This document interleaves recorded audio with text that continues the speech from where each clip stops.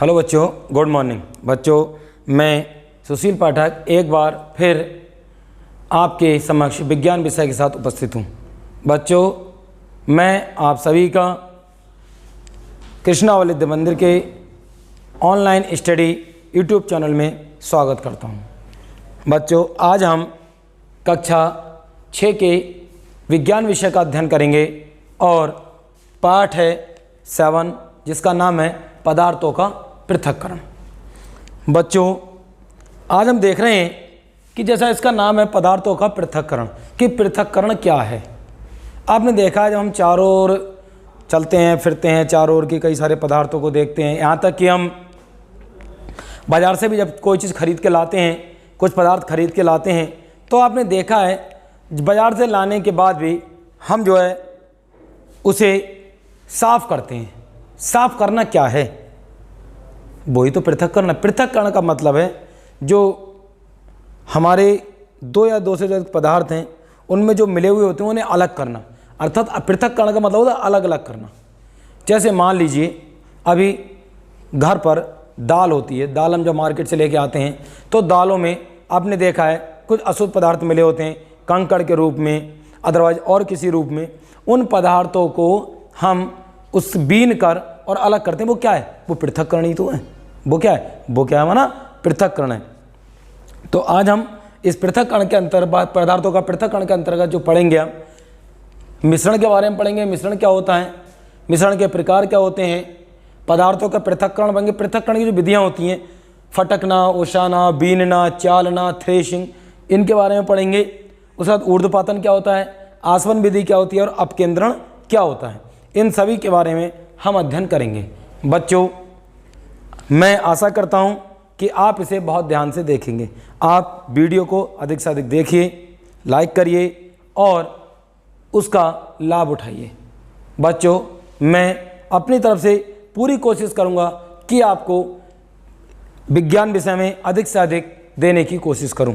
इसलिए आप इस वीडियो को ध्यान से देखें और जितना अधिक देखेंगे उतना ही अधिक समझ में आएगा। चलिए अब चलते हैं हम पाठ की ओर। जैसा कि पहला दिया हुआ है मिश्रण। हम जानते हैं कि मिश्रण है क्या।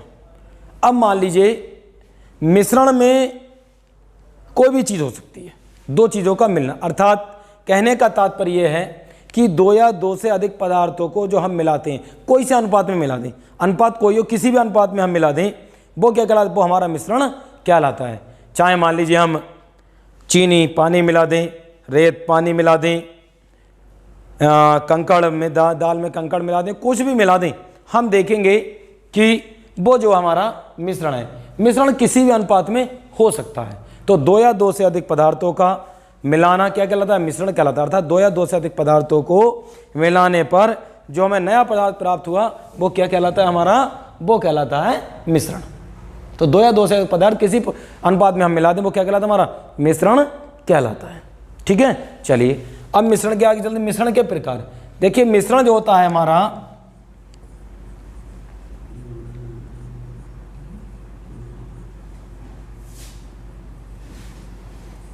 मिश्रण के जो प्रकार हैं दो प्रकार का होता है। नंबर एक होता है हमारा समांगी मिश्रण,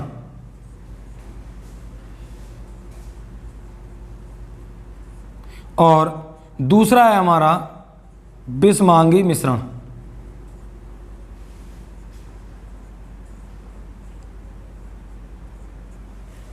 दो प्रकार का मिश्रण होता है हमारा, समांगी मिश्रण और विषमांगी मिश्रण। अब बात यहां पर आती है कि समांगी मिश्रण क्या है।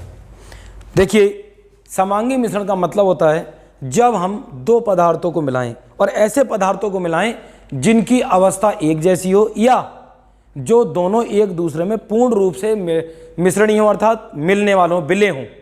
विलय का मतलब ही क्या होता है? मिलना होता है, घुलना। जैसे मान लीजिए, इसका एक उदाहरण आपको देके बता रहा हूँ। आपने देखा है कि यदि हम चीनी प्लस पानी को मिला दें, दोनों एक दूसरे में पूर्ण रूप से घुल जाएंगे, दोनों एक दूसरे में पूर्ण रूप से घुल जाएंगे, तो ये क्या हमारा, ये मिश्रण हमारा समांगी कहलाएगा। या मान लीजिए कोई भी और ऐसी चीज़ हो जो पूर्णतः एक दूसरे में पूर्ण रूप से मिले हो, तो वो जो विलय है हमारे क्या कहलाता है, समांगी मिश्रण कहलाता है। वो मिश्रण होगा जिसमें दोनों पदार्थों को मिलाने के बाद उन्हें पृथक ना किया जाए, आसानी से उन्हें पृथक ना किया जा सके, कौन सा मिश्रण कहलाता है हमारा? समांगी मिश्रण कहलाता है। दूसरा आता है हमारा मिश्रांगी मिश्रण। विषमांगी मिश्रण क्या होता है? विषमांगी मिश्रण वो मिश्रण होता है जिसमें दो या दो से अधिक पदार्थ जब एक दूसरे में मिलाए जाएं तो वो आपस में ना मिल पाए। जैसे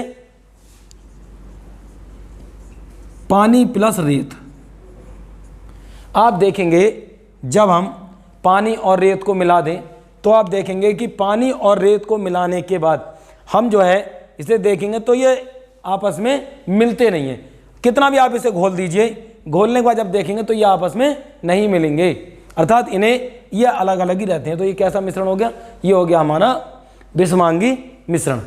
ठीक है, चलिए अब बात आती है पदार्थों के पृथक्करण की, कि पदार्थों का जो पृथक्करण है वो क्या है।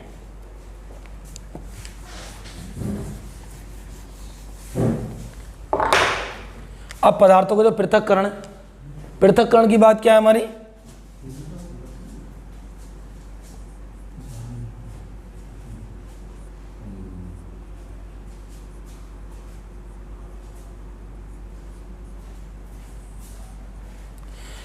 पदार्थों का जो पृथक्करण है, पृथक्करण क्या होता है? पृथक्करण मैंने अभी आपको बताया कि दो या दो से अधिक पदार्थों को एक दूसरे जो मिले हुए हैं उन्हें अलग करना क्या कहलाता है हमारा? पृथक्करण कहलाता है। जैसे इसमें सबसे पहले आता है फटकना। सबसे पहले कौन सा हमारा? फटकना। ये जनरली तौर पे आपने देखा होगा, हम घर में इसका यूज होता है। जैसे आपने देखा है घर पर अनाज को साफ़ किया जाता है, कभी अनाज के रूप में चावल वगैरह होते हैं, और भी कुछ चीज़ें ऐसी होती हैं जिन्हें घर पर साफ़ किया जाता है। और घर पर जो हमारे आपके परिवार में महिलाएं हैं, माता बहन जो भी हैं, तो आप देखेंगे वो छाछ के द्वारा उसे फटकती हैं। छाछ के द्वारा उसे फटकती हैं और फटक कर जो उसमें से गंदगी होती है वो आगे आ जाती है, गंदगी को अलग कर देती हैं, और जो शुद्ध पदार्थ रहता है, जो अनाज जो रह जाता है, वो जो हमारा छाछ में रहता है। अर्थात कहने का तात्पर्य जो कम मात्रा में होता है, जो पदार्थ उसमें कम, क्योंकि जब अनाज होता है, अनाज को मान लीजिए हम जब साफ़ करते हैं, घर में महिलाएं साफ़ करती हैं, तो आप देखते हैं कि अनाज ज़्यादा होता है, अशुद्धि कम होती है, तो जब उसे फटकते हैं तो अशुद्धि छाछ में आगे पहुंच जाती है। जब आगे किनारे पर पहुंच जाती है तो उसे निकाल कर बाहर कर देते हैं और अनाज जो हमारा अलग हो जाता है, और फटक कर उसे हम अलग कर देते हैं। तो ये कहलाता है हमारा फटकना। दूसरा कहलाता है ओसाना। दूसरा कौन सा है? दूसरा है हमारा ओसाना। ओसाना क्या होता है? आपने देखा है जैसे कभी कभी अधिकतर ये धानों की फसल में या उड़द वगैरह में, और भी जो कई फसलें ऐसी हैं जिन्हें जो है वैसे ही कूट कर या उस तरह से साफ़ किया जाता है, और जब घर में लेके आते हैं हम, तो आपने देखा जब उसमें छोटे छोटे कण, जैसे मान लीजिए अनाज हम धान लेके आते हैं, तो आप देखेंगे कि उसमें जब किसान धान जब घर में लेके आता है तो उसमें छोटे छोटे कण जो है पराल वगैरह के या अदरवाइज और भी कूड़ा करकट कोई ऐसा मिला होता है, तो उसे ओस कर दूर करते हैं। ओसाना क्या कहलाता है? जिसे हम अपने घरों में देसी रूप में जैसे कहते हैं बरसाना, कि इसे बरसा के साफ कर लो, ओसाना उसी को बोलते हैं। बरसाने का मतलब क्या होता है कि एक जैसे मान लीजिए हमने किसी पल्लिया वगैरह में लिया, और लेने के बाद हमने तेज़ हवा के सामने जब उसे हिलाते हैं थोड़ा थोड़ा करके, तो आप देखेंगे जो उसमें अशुद्धि के रूप में जो कण होते हैं वो अलग निकल जाते हैं, और जो भारी अनाज होता है वो वहीं पर गिर जाता है। और इस प्रकार जो हम उसे ओस कर जो उसकी अशुद्धि होती है उसे निकाल कर बाहर कर देते हैं, और जो भारी अनाज होता है वो, हल्का अनाज तो उड़ जाता है और जो भारी अनाज होता है वो वहीं पर गिर जाता है। अर्थात जो ओसना है, ओसना विधि उन पदार्थों के पृथक्करण के लिए यूज की जाती है जहाँ पर हमें एक पदार्थ भारी और एक पदार्थ हल्का होता है, वहाँ पर ओसाना विधि उपयोग की जाती है। क्योंकि हल्का पदार्थ जो है वो ओस कर जब हवा लगती है तो तेज होकर आगे गिर जाता है जाके, और जो भारी अनाज होता है वो वहीं पर गिर जाता है। तो इसे कहते हैं हम, क्या कहते हैं? ओसाना। जिसे हम अपने घरों में, मैं कहता गाँव में कहते हैं बरसाना, ठीक है नहीं? वो बरसाने का मतलब यहाँ पर क्या है? ओसाना। कुछ जगह पर सैलाना कहते हैं, किसी सैला के अलग कर लो, तो क्या हमारा ये ही हमारा ओसाना कहलाता है। चलिए अब आगे आता है हमारा बीनना। नंबर 3 पे क्या है हमारा? बीनना। बीनना जब आप देखेंगे तो बीनना क्या होता है? जैसे आपने देखा है घर में जब मार्केट से हम दाल वगैरह लेके आते हैं और भी कई ऐसी चीज़ें लेके आते हैं, या और कुछ ऐसे पदार्थ होते हैं आपने देखा, उसे हम उसमें से कंकड़ जो और पदार्थ होते हैं कम मात्रा में, तो उसे बीन कर परात में या थाली में लेकर उसे बीन कर और उसमें से अलग कर देते हैं। बीनना मतलब उसमें से दो पदार्थ मिले उन्हें बीन कर दूर करना, हाथ से बीन कर उन्हें दूर करना क्या कहलाता है? बीनना कहलाता है। ठीक है। तीसरा है हमारा चालना, चौथा क्या हमारा? चालने का मतलब है यहाँ पर, चालने के लिए आपने जो अधिकतर जो शब्द प्रयोग किया था वो चालने को क्या कहता है? छानना, कि इसे छान कर दूर कर लो। कैसे? जैसे आपने देखा है घर में कभी कभी जब रोटी पकाई जाती है, रोटी बनाने से पहले उसे चलनी के द्वारा उसमें से जो मोटा आटा होता है, इसे दलिया टाइप कहते हैं, उसे अलग कर लिया जाता है और जो बारीक आटा है उसे गूंद कर रोटियां बनाई जाती है। तो वो क्या है? वो कहलाता है हमारा चालना। क्या कहलाता है? चालना। या जैसे आपने देखा है घरों में जब सुबह सुबह चाय बनती है, उसे हम जो चलनी के द्वारा उसे छानते हैं, जो बोलते हैं, उसे छान कर अलग करते हैं। उसमें जो पत्ती होती है वो अलग रुक जाती है और लिक्विड में जो चाय होती है वो अलग बर्तन में चली जाती है। तो वो क्या कहलाता है हमारा? वो कहलाता है हमारा चालना। अब आता है उसका थ्रेशिंग। 5वें नंबर पे क्या है हमारा? 5वें नंबर पे हमारा थ्रेशिंग। जैसा कि इसके नाम से ही प्रदर्शित हो रहा है कि थ्रेशिंग क्या है। अगर आप देखेंगे थ्रेशिंग का मतलब ये तो बहुत सरल है, आप जानते हैं, सभी जानते हैं। जैसा हमने देखा है गाँव में और भी जगह पर जहाँ पर खेती होती है, वहाँ पर आप देखते हैं कि जब अनाज काटा जाता है, गेहूँ होता है, गेहूँ का जब अनाज काटा जाता है तो आप देखेंगे उस अनाज को ट्रैक्टर की मशीन द्वारा, कंपाइन के द्वारा या और भी कटर के माध्यम से उसे गेहूँ को निकालते हैं, भूसा अलग करते हैं और जो गेहूँ होता है उसे अलग कर लेते हैं। वो क्या कहलाता है? वो कहलाता है थ्रेसिंग। धान को भी अलग इस तरह से निकाल लेते हैं, तो वो क्या कहलाता है? वो कहलाता है हमारा थ्रेसिंग। अर्थात उसे थ्रेस कर भूसा जो होता है वो अलग कर देते हैं, पौधा जो उसका भूसा बन जाता है और जो अनाज होता है शुद्ध उसे जो अलग कर लेते हैं। तो वो क्या कहलाता है? और वो कहलाता है हमारा थ्रेशिंग। तो ये थी हमारी पृथक्करण की विधियाँ। चलिए अब आगे चलते हैं, आगे देखते हैं हम ऊर्ध्वपातन।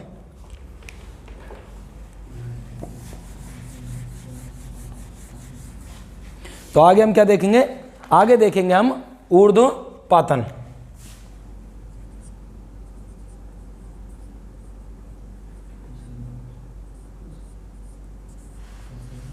ऊर्ध्वपातन क्या है? आपने कभी कभी देखा है कि कुछ ठोस पदार्थ ऐसे होते हैं कि जब उन्हें गर्म किया जाता है तो जो है वो बिना द्रव में परिवर्तित हुए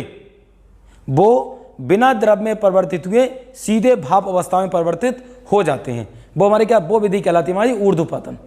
जैसे हमने देखा है घरों में बहुत एक अच्छा उदाहरण बता रहा हूँ जो अधिकतर लोग अपने घर में यूज करते हैं। आपने कपूर देखा होगा घरों में, आपने देखा है पूजा के समय पर, आरती के समय पर कपूर जलाया जाता है। कपूर ठोस होता है। जब हम कपूर को जलाते हैं तो आपने देखा है कपूर लिक्विड में परिवर्तित होता, तो ठोस है, परंतु आपने देखा वो लिक्विड में परिवर्तित नहीं होता, सीधे सीधे भाप में परिवर्तित हो जाता है। अर्थात द्रव अवस्था में परिवर्तित नहीं होता, बल्कि क्या होता है? वो भाप अवस्था में परिवर्तित हो जाता है। तो वह विधि या वह प्रक्रिया जिसमें कोई ठोस पदार्थ बिना द्रव में परिवर्तित हुए सीधे भाप अवस्था में परिवर्तित हो जाता है, ऊर्ध्वपातन कहलाती है।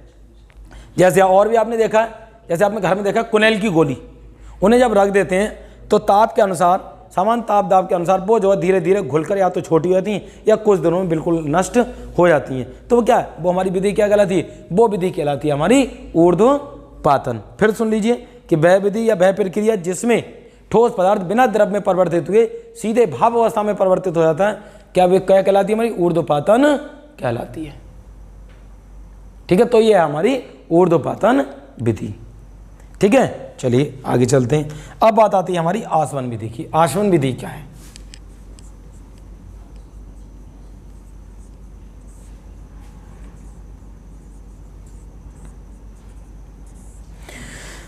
आसवन विधि यदि आप साधारण शब्दों में देखेंगे तो आसवन विधि का मतलब है किसी चीज को गर्म करके अलग करना।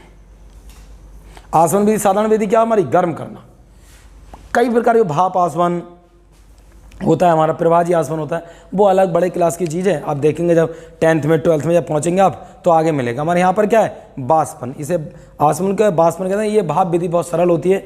कुछ ऐसे पदार्थ होते हैं जिन्हें हमें उबाल कर दूर, जैसे आपने देखा है पानी को कहते हैं, डॉक्टर लोग कहते हैं कि आप पानी जो है, पानी को आप गर्म कीजिए और गर्म करने के बाद उबाल कर उसे पीजिए। क्यों कहते हैं? कि गर्म करने से उसमें जो अशुद्ध जीवाणु टाइप होते हैं वो नष्ट हो जाते हैं।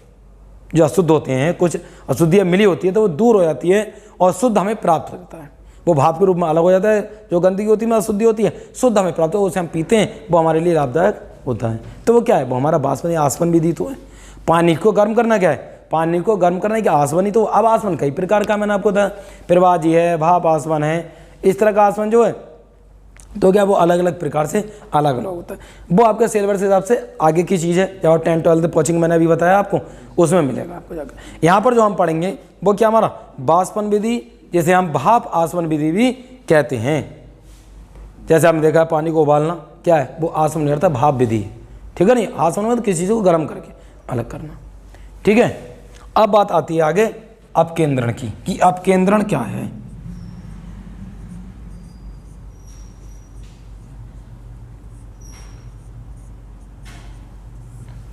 अपकेंद्रण आप देखेंगे, आपने देखा है कभी कभी कुछ पदार्थ ऐसे मिले हुए होते हैं जो बहुत छोटे छोटे कण होते हैं, उन्हें इतना आसान अलग करना नहीं होता। जैसे आपको बहुत अच्छा उदाहरण बता रहा हूँ, आपने देखा है घरों में दूध होता है, दूध को रात को हम जमा देते हैं, दही बन जाता है, और दही बनने के बाद सुबह को हम उससे छाछ भी प्राप्त करते हैं, मक्खन भी प्राप्त करते हैं। कैसे, जब वो दूध दही के रूप में परिवर्तित हो जाता है, जम जाता है, तो उसे मथनी के द्वारा मथा जाता है, और काफ़ी समय पर मथने के बाद आप देखते हैं कि छाछ अलग हो जाता है, और जो चिकने पदार्थ होते हैं, चिकने छोटे छोटे कण मक्खन के, मक्खन चिकना होता है, घी चिकना होता है, उसका मक्खन का तो घी बनता है, तो मक्खन के छोटे छोटे कण होते हैं, वो जब उन्हें मथा जाता है तो वो आपस में एक दूसरे से मिलकर बड़े बड़े कणों का रूप ले लेते हैं, जिसे जब वो बड़े बड़े कणों का रूप ले लेते हैं तो उसे निकाल कर अलग कर लिया जाता है और छाछ को अलग कर लिया जाता है। ठीक है नहीं, अलग कर लिया, जिसे निलंबन भी होते हैं, निलंबित करना भी बोलते हैं, क्यों निलंबन, यही तो है निलंबन। ठीक है नहीं, तो वो क्या है, वो जो चिकने वाले कण हैं, वो बड़े बड़े जो कण हैं, वो छोटे छोटे जो कण हैं वो बड़े बड़े कणों में परिवर्तित होते हैं, और बड़े बड़े कणों को अलग निकाल लिया जाता है, जैसे छाछ और मक्खन दोनों अलग अलग हो जाते हैं, और हमें दोनों मक्खन और छाछ दोनों अलग अलग शुद्ध रूप में प्राप्त हो जाते हैं। तो ऐसी विधि क्या कहलाती है, ऐसी विधि अपकेंद्रण विधि कहलाता है, जिसमें हल्के कण जो होते हैं, जिसमें मान लीजिए हल्के कण आपस में मिलकर क्या होता है, भारी कणों में परिवर्तित होते हैं, और उन्हें जब अलग कर लिया जाता है, पृथक करना क्या कहलाता है, हल्के कणों का पृथक्करण। हल्के कणों को किस प्रकार पृथक करें, वो विधि क्या अपकेंद्रण विधि कहलाती है। ठीक है नहीं, तो हल्के कण वो क्या होता है, मथनी द्वारा मथा जाता है उसमें, तो चिकना ये छोटे छोटे कण होते हैं, बड़े कणों का रूप ले लेते हैं, और वो बड़े कण जो हैं उन्हें हम निकाल कर अलग कर लेते हैं। ये विधि क्या कहलाती है, ये विधि हमारी अपकेंद्रण विधि कहलाती है। ठीक है, तो बच्चों हमारा आज का था ये। आपने देखा है कि पृथक्करण के संबंध में मैंने आपको अलग अलग विधियां बताई कि हम पृथक्करण कैसे करते हैं, पृथक्करण क्या होता है, और पृथक्करण हमारे लिए क्यों जरूरी है। ठीक है नहीं, तो मैं संभवतः समझता हूं कि आप जो है इसको बहुत ध्यान से देखेंगे और सुनेंगे, मैं आशा करता हूं, और इससे संबंधित जो PDF है वो आपको भेज दी जाएगी, उस कार्य को भी आप पूरा कर लेंगे। इसे आप ध्यान से देखें, जिससे कि आप भरपूर इसका लाभ उठा सकें। धन्यवाद।